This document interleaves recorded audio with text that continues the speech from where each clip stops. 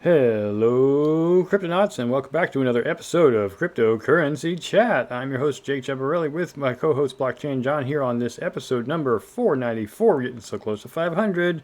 And Yep. today is March the 5th, March the 5 of 2023, Sunday. So we will be doing This Week in Crypto Twitter as well as This Week in Coins to start off the episode. Take it away, John.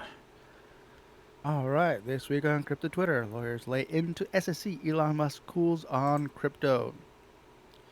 Even though it was the first two consecutive weeks of losses this year, Crypto Twitter was largely unfazed. Instead, a host of other topics took center stage this week.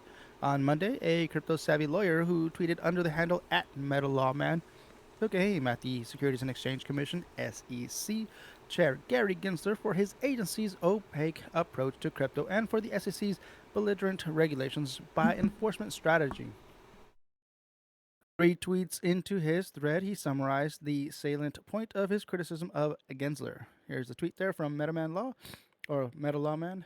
Uh, Number three, Gary Gensler has absurdly claimed that the 1946 Howey case about orange groves makes it abundantly clear which digital assets qualify as security. Number four says, given the pattern we have seen under Gensler's administration, Gary will let all of us know when the SEC had made up its mind about Ether by suing somebody for issuing or trading Ether. Yep. Exactly. The SEC made the rounds again later that day on legal Twitter when lawyer Lisa Rubin commented on the agency's lawsuit against Terraform Labs, the company that created the collapsed algorithmic stablecoin UST. Later in the thread, Rubin tweeted, the strangest argument is that UST is a security because it can be traded for other securities. Remember, these are just allegations. A court has not ruled on these claims. Exactly. The following day, crypto sleuth at ZachXBT tweeted news of a multi-billion-dollar heist on Algorand. And here is that tweet from Zach. I haven't seen many posts about this on CT yet, but it's suspected over $9.2 million has been stolen on Algorand as a result of the stack from February 19th to 21st. This is actually one of the reasons All that right. lately Algorand hasn't been tradable. I've been moving Algorand around because I like to use it, but certain places aren't letting you trade it. Hmm. That same day, Zach XBT replied to a multi-tweet thread by blockchain researcher Ivor Egamberdiev that accused trading firm Jane Street Group of having a massive hand in the collapse of UST. The blockchain detective concurred and shared a screen grab, which he appears to have messaged Terra CEO Do Kwon around the time of UST's collapse, arguing that Jane Street Group's trading contributed to the spectacular DPEG. Mm-hmm. Hmm. I don't know anything about this. I've never heard about this Jane Street Group's trading. Well, there's all kinds of people out there with all kinds of nefarious, intent. Popular crypto exchange Coinbase that day announced a new political crypto lobbying initiative called Crypto 453, which Hey, aims more to guide lobbying. policymakers. Yes, which aims to guide policymakers toward drafting pro crypto policies if and when they do start formulating comprehensive crypto legislation. Hey, we'll give you Here a is bunch that tweet from of Coinbase. UST if you just do stuff for us. Yeah. NFT collection Bitcoin Punks boast mammoth volumes on Tuesday, according to NFT statistics.eth. Here is that tweet from NFT statistics.eth says, quietly, Bitcoin Punks just did 1,000 ETH of volume in one day, and it wasn't even eligible for airdrop farming. Wah, wah, wah. Dogecoin creator Billy Markson, who is a fervent no-coiner, jumped on a thread started by MicroStrategy chairman slash Bitcoin bull Michael Saylor to argue that if Bitcoin isn't a security, then Dogecoin isn't either. Exactly. Completely agree. Also that day, Visa's head of crypto, Coy Sheffield, took umbrage with a Reuters article saying that the payment giant was halting its crypto drive. Sheffield argued that, however the industry evolves, blockchain will certainly have a space in the next generation of commercial fintech.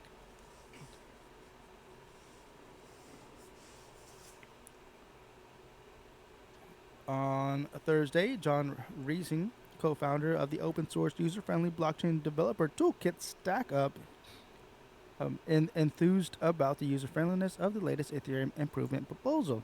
And here's that tweet from John Reising. Rising. This is a huge step challenge in how users interact with blockchain. Users won't need to understand how blockchains work just to use them safely. Part of its genius is that it doesn't require the blockchain itself to do anything. Instead, it uses high-level infrastructure so it works on any EVM chain today. That's great. Finally, Tesla slash SpaceX slash Twitter CEO and Bitcoin slash Dogecoin investor Elon Musk appears to have grown cold towards crypto. And here is that tweet from Elon Musk. Quote, I used to be in crypto, but now I got interested in AI. Right. So, Musk was awesome. Musk was into AI long before he was into crypto. yeah, And that is a true statement. yeah, exactly. It's kind of I still think it's funny. It was Sarah Silverman that says Elon Musk is the world's richest incel. Like, how can you still be so rich and have so many kids and still be an incel? Anyways, moving on. This week in coins. First, 2 weeks straight losses in 2023. Bitcoin and Ethereum dip. What? Dip? Why is that even possible? Oh, wait. It's just, I don't even know. It was the second consecutive week of straight losses for leading cryptocurrencies. The start of the third month of the year comes back for the first 2 weeks of losses in 2023, considering that the end of 2022 that is, was a virtual free fall for the whole market. It's too early to say whether crypto has stumbled back into the woods or not. The pullback this week appeared to be a reaction to the news of the crypto bank Silvergate, which we have talked about pre-show, delaying filing its annual 10K report with the U.S. Securities and Exchange Commission, causing its stock price to drop 31% in after-hours tradings on Wednesday. Coinbase, Tether, and a plethora of other crypto companies were quick to cut their ties with the beleaguered crypto bank. It sucks to be you. It's totally them. I wanted to interject that Marathon Digital as well is not reporting their fourth quarter reports. Yeah, well, so there's other companies out there that are in trouble as well. So we'll see what happens if they end up coming out publicly and they're in the negative. It's probably going to affect the market. Yeah. And which is worse, down. Not reporting or reporting and having a negative report? I prefer negative report because that means things are going to go down and I get to stack more sets. Well, not just that, but not reporting will get you in trouble with the SEC. Bitcoin dropped 6.3% over the last week and currently trades at about 22.3, while Ethereum weathered the news a little bit better, sinking just slightly less than 5% to hit only about 1560. According to CoinGecko, several leading cryptocurrencies dropped in value by double-digit percentages, including Cardano, which fell about 11% to 33.9 cents, that is $33.339. Polygon dropped 14.5% to just under $6. Avalanche sank 16% to roughly $16.50. Cosmos Hub depreciated about 12% to about $12. Chainlink also dropped 12% to about $7, just under $7. Solana didn't fall as far, dropping about 10.8% to roughly $21 at the time of this writing, despite this mysterious outage this week that took the network offline for 20 hours. The Solana Foundation is currently investigating the incident, as in their first issue was the website going down. The second one was actually the crypto going down. That's what you get for having a centralized coin. Well, POS coin, that is. We all know what POS means, not just proof of stake. After posting some blistering gains 2 weeks ago, storage protocol Filecoin dropped 21% to about $6. There were no significant gains among any of the leading cryptocurrencies this week, and the one coin that did go up was NEM or XEM coin. It went up about 50%, but then it promptly dropped right back down again. It almost felt like a pump and dump scheme. Anyways, regulators. There were lots of talk in political circles across the globe that made crypto fans a little uneasy this week. First, the managing director of the International Monetary Fund of the IMF, Kristalina Georgieva, told a Bloomberg reporter on Monday that if the regulation is slow to come, the crypto assets become a higher risk for consumers and potentially for financial stability. The option of banning cryptocurrency should not be taken off the table. France's National Assembly voted on Tuesday to adopt a bundle of European Union laws, including an amendment to clamp tighter requirements on new players looking to operate in the French crypto market. The bill now only requires President Macron's signature to be approved into law. Stateside on Monday, Coinbase announced its delisting of BUSD, a dollar-pegged stablecoin created by rival exchange Binance. The news came 2 weeks after stablecoin issuer Paxos said it would end its relationship with Binance after getting hit with a lawsuit from the SEC over issuing the stablecoin. The SEC accuses Paxos of violating investor protection laws. Meanwhile, the SEC regulation by enforcement, read crypto clampdown, strategy continued apace this week, with Robinhood announced on Tuesday it was subpoenaed by the federal regulator over trading apps, supported cryptocurrencies, custody of cryptocurrencies, and platform operations. So the SEC is finally kicking people while they're down without really explaining what they're doing, which isn't really anything new, sadly. Anyways, I wanted to talk about this thing about Tether, and this other piece of news here is something I'm really a little disturbed about. In particular, that apparently when Tether was trying to get going in the early days, let me just read the headline here. Tether used fake documents to open bank accounts. This is according to an article from the Wall Street Journal. And let me make it clear up front. This Wall Street Journal is the only article that says about this. All the other articles that talk about this are just referencing the Wall Street Journal article. There's no one else that's wrote about this. So how do we know it's really true, right? Other than just what the Wall Street Journal is claiming. What are they claiming? Well, it's not unreasonable to say that this might be the case. And I'm not saying that Chinese people are just naturally liars. They're not. But this issue seems to have started in China. Citing an email, the Wall Street Journal reported that one major Chinese trader tried to circumvent the banking system by providing fake sales invoices and contracts for each deposit and withdrawal. And this is the issue seems to start. Paolo Arduino says, I'm at Plan B anniversary in Lugano. It's so much energy. People are excited to talk about Bitcoin. While I was on stage, I heard some clown honks. Pretty sure it was the Wall Street Journal. As always, a ton of misinformation, inaccuracy. Poor guys must be difficult to decide the better media. Anyways, he's accusing the Wall Street Journal of being liars.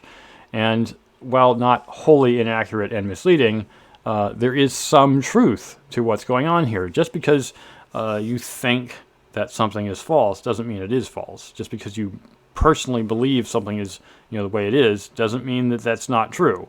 And after seeing all the things that we've seen with USD's collapse, that's UST, the Tether, not Tether, but Luna, Terra, stablecoin collapse, and now we're seeing other things being inundated, like Binance USD going away. It makes you wonder. I even myself wondered this when it came to Cello's stablecoin, and when I looked into it, I noticed that Cello was backed 60% by itself. This is what caused Terra to crash. Now, we do know that there was some huge, heavy trading against Terra, as was noted in the previous articles. But the thing that is most just terrifying in general is that if you're backed by yourself, then you're not actually backed by fiat. And the whole point of a stablecoin is to be one-to-one to the thing for which it is based. And it just bothers me to see them going, well, it's fine, we're backed by these other things. Like if there's a run, and there was, on the coin, it's going to collapse your entire framework. You're gonna what's the word? Implode, and that's what happened to Terra. Terra imploded, and then everything else started collapsing. So if it's all smoke and mirrors and it's all just a dog and pony show that your existence is based on, then when somebody actually pulls the cover off and shows that there's nothing behind it, everyone else is going to go, well, I need to get rid of my investment in this BS. Not trying to say it in a worse way, but the fact of the matter is, it's all being said that it's fake. So I personally wouldn't want to be involved in it either. Anyways, so I just wanted to point out that the accusation of the Wall Street Journal is apparently something is going awry with Tether, and that Tether may not itself be legitimately backed, at least in China. So moving on to charitable giving, which I personally think is a very, very good thing to see coming up. Charitable crypto giving continues through the bear market. Crypto donations still buoy humanitarian relief efforts in disaster and war zones. And we probably were aware of this last year, right after Ukraine started getting bombed and invaded by Russia. They lost a lot of their infrastructure functionality. And how was it dealt with? What was the other place, John? Was it Fiji or American Samoa that was inundated by an earthquake, and it caused mass outages? Yeah, that and the whole protest over the Canadian border. Well, yes, the Canadian border protest. So in all these situations where there's kind of a major uproar going on, a lot of times when there's a cutoff of certain coins available to certain users, well, their own bank accounts in this case, how do you send money, right? You can send through charities, but if the charities can't even get there, how does the money get there? So what was happening, what actually happened in particular, Ukraine was it several $1 million? It was like $2 million initially, and then I think it was finally ended up being roughly right around $10 million was sent to the Ukraine in the early days of the Russian invasion. And it was sent in a whole bunch of different types of coins, not just Ethereum and Bitcoin, but all kinds of different coins were sent to various addresses that were available in the Ukraine to get money to those people, which is great. And we've also seen the same thing in earthquake-torn Turkey. And when their infrastructure was shut down too by the earthquake. Mm-hmm. And so what's the great thing about that? Mm-hmm. Well, crypto isn't affected by by earthquakes, fortunately. So Endowment being the 501c3 nonprofit organization. Right, and Endowment. Hit Turkey. So yeah, it's great to see that this is still the case. Even though the bear market has, what people are realizing is, yes, the value of your coin may have fallen, but the value of your heart has never declined. And so it's great to see that people are still trying to help, despite the bear market and despite these horrific events in the world. So if there's anything good about crypto, and I know there's way more than just this, it's great to see that people have realized the utility of crypto is you can get around banking systems that would otherwise have not just prevented you from sending money, but prevented you physically from sending money because there was just no mode of sending. Now there is a mode of sending. So what was the CEO that was saying, I can't remember what her name was, that said that as long as you can remember your 12-key password, you don't even need to have a wallet. I thought that was such brilliant. It's like, yeah, just remember your password, and as long as no one can break that information out of you, you can go anywhere in the world. You can take any amount of money with you anywhere in the world, without having, as long as you can get there and use your 12-key password. So, all right, moving on to a next kind of a revamp of Tornado Cash. I think it's. Is there anything else you want to say about the donation stuff, John? No. Okay. So Tornado Cash is the it was banned last year by the Fed. It's completely taken offline, and that was illegal. Now, I know why. This is the same thing we were talking about earlier. The problem is that the Fed doesn't like you hiding money from it. The U.S. federal government does not appreciate it when you make it hard for them to trace where the money's going, because as it was with, I think, was it the Patriot Act, was all about getting into the back end of banks and financial institutions so they could track where the money went. The problem with this is it's not just about tracking terrorists. It's about tracking everyone, and that's the problem with privacy. So this group, led by Armin Soleimani, an early contributor to Tornado, has created a fork that aims to be a better version of the blacklisted Ethereum coin mixer. And the privacy herein is the Treasury Department move, which was essentially banned Americans from interacting with the app, was criticized not only by many in crypto world, but also politicians like Tom Emmer, who says privacy is normal. And I agree with him. I mean, I'm not necessarily a Republican, but I can't believe in privacy. So as I was saying, the problem herein is the perspective of very, very, very few people who are in the government seems to be overriding the public's ideal of privacy. They're like, hey, we need to be able to see when the terrorists are moving their money around. But that also means we need to be able to see what everyone else is doing. Now, they never say that part because they don't want you to think that there's something wrong.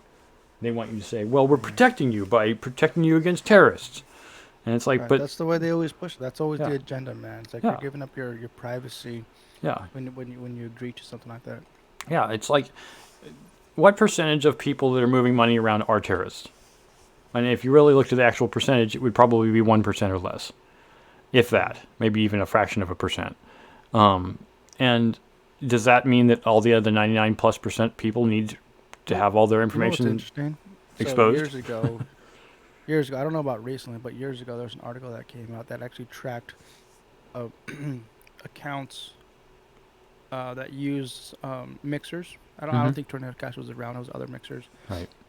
But obviously, you can see the output address, and so once it's mixed, you just track output addresses. Yep. And people were trying to find out what people were spending those with, right? Yep. And people were literally going to stuff like Overstock and buying like bed sheets, and pillows. It's like some mundane stuff. They're just Yep. everyday normal stuff. Yeah. Well, stuff It's you like, need that people yeah, it's normal like people need. yeah, it's like the majority of stuff that was being transacted from these quote unquote mixed coins were just being used for everyday things. Like there was absolutely nothing there that was suspicious about. It's like, oh yes, I'm gonna terrorize people with pillows. I'm gonna go pillow fight everybody. In general, the problem, of course, is the sacrifice of privacy, and so this new tool, Privacy Pools, which is currently just a demo, aims to pick up where Tornado Cash left off. Um, uh, Soleimani says it is not meant to be a final replacement product. It is meant to start a conversation. So the hope is that regulators are less interested in the sanctioning privacy pools because it helps them accomplish their goals. So it's a fork So and it's a new tool. what they're utilizing is zero knowledge proofs, which is kind of cool. So let's see, it's been a while since I've talked about zero knowledge proofs. Um, Imagine you write let's see, you write your address, or a terrorist writes an address on an envelope that goes to U.S. Postal, right? Mm-hmm. Everybody knows that this envelope is from terrorist propaganda, right? Right, right. Obviously, that goes to the network. People recognize zero knowledge proof, recognize that this address is from a terrorist. They don't know how much is in there because obviously it's still mixed, right? It's still private. Yep. Uh, but when you're trying to mix your coins there, it will not allow you to mix with terrorist coins. If anything, I'll probably spit those coins back out and give it back to them like, hey, we're not accepting these. Mm-hmm. So obviously, I got to look a little more into it. But I remember zero knowledge proof being somewhat like that. Uh, you're revealing a certain layer of information, but not everything. Right. There are ways of making sure that things are not done incorrectly. And even if money does get in from what's considered to be a terrorist address, it doesn't necessarily mean that the money is explicitly for terrorist purposes. So I think in general, the country could learn a lot from just being more proactive and not necessarily relying only on the government to handle everything. I think just allowing the people to be sheep isn't benefiting them anything. It's Like, one of those. It's one of those. I think I talked about this with you a while ago, so it's good to bring it back up. It's when the government comes into a situation like this, it's always a two-sided sword. Mm-hmm. right? Yep. There's a good Two-sided. thing that they're trying to stop terrorism, but at the same time, you're giving up your privacy. Yep. So you got to be careful with that.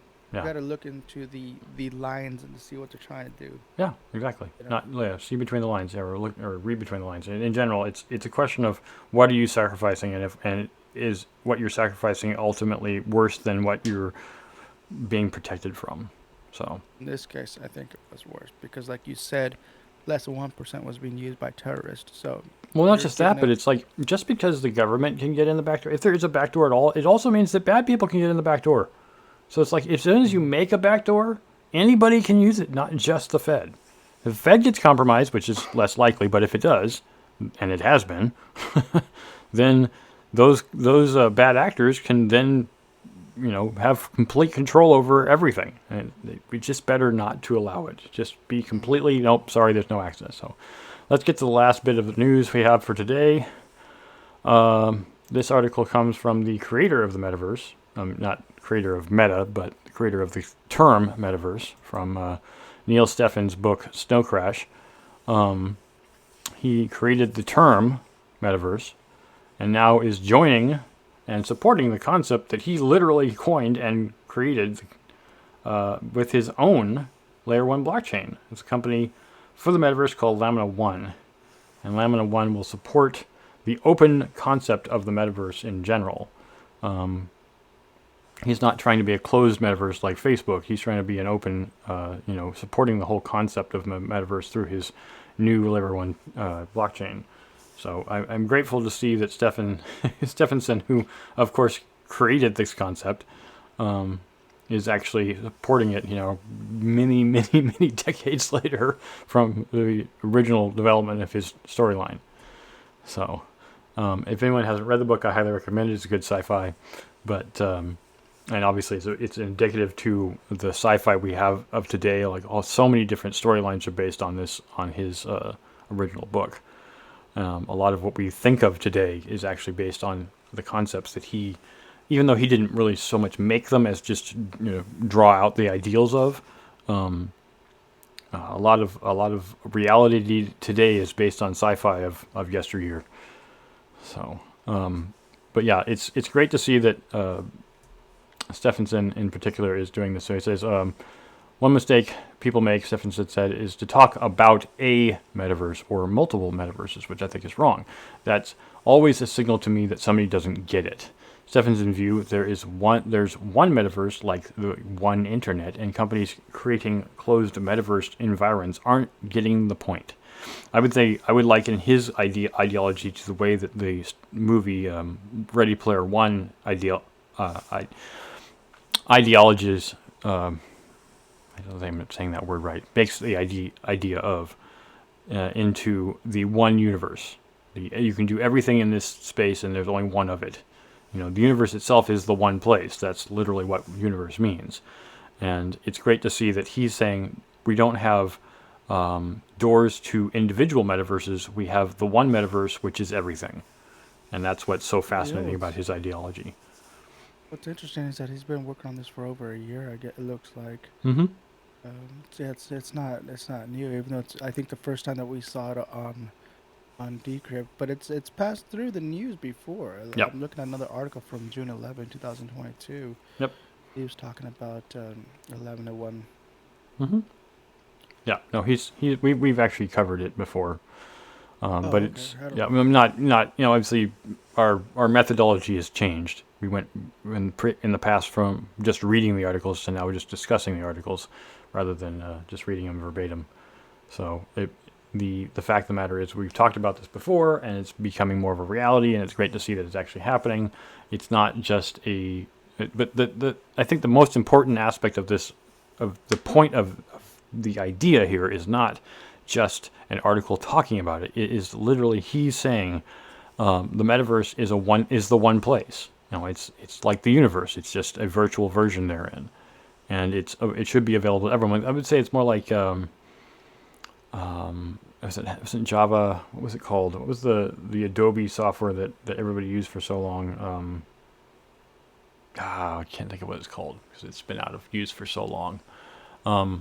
But instead of making this one version that everyone has to use in order to make an interface, it's the every version. Like we went from HTML to HTML5. HTML5 is the latest version of what that previous software was. It's everyone can use it. It's a generalized standard that everyone has access to, and that's what he's trying to create, a generalized standard that everyone can use. That is a brilliant idea. I mean, he's basing it off of his original idea of Metaverse, which I think is fine. And this is what we need to do in across the board is go from a generalized standpoint that everyone has access to the same tools, the same function, and not just a limited scope like Meta, that is Facebook's previous name, or the name of the company previously named Meta, as they are called now. And we just need to get away from that. The closed loop and the closed society of Facebook Meta is the wrong ideology, and I think this is being proven by the fact that they've lost $13 billion on their project.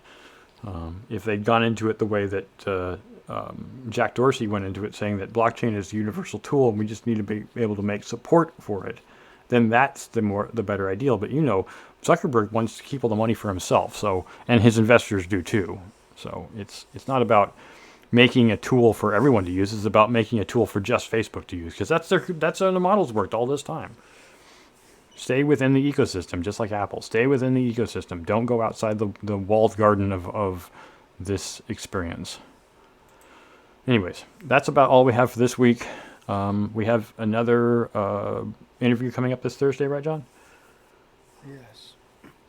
As we will for until the end of March, and probably further after that. It's going to be Alexis Joker from Polygon Studios. So yeah, check it out Thursday, 7 p.m. like we always have, and we'll be until the end of March. Lots of people to interview, lots of guests to have on the show. Hopefully we can get, what's his name, Sean Neal back. We kind of missed him. He had a family emergency. We would have had it not last week, but the week before. We did have Brick BC on. Louis Alexo was on last time. I hope you guys have a chance to check out his guest interview that we just finished. But if not, you can always check out our Patreon, get everything that we have on there, every single full pre- and post-show commentaries. You can check us out on YouTube. You're probably watching us there already. But if you're listening to us on Anchor, we thank you. If you would like to support us, we would appreciate it. And you can support us in multiple different ways. So, thanks everyone for listening again. We will say, as we do at the end of every single show, stack sats and hodl. Hodl. Adios. Yeah.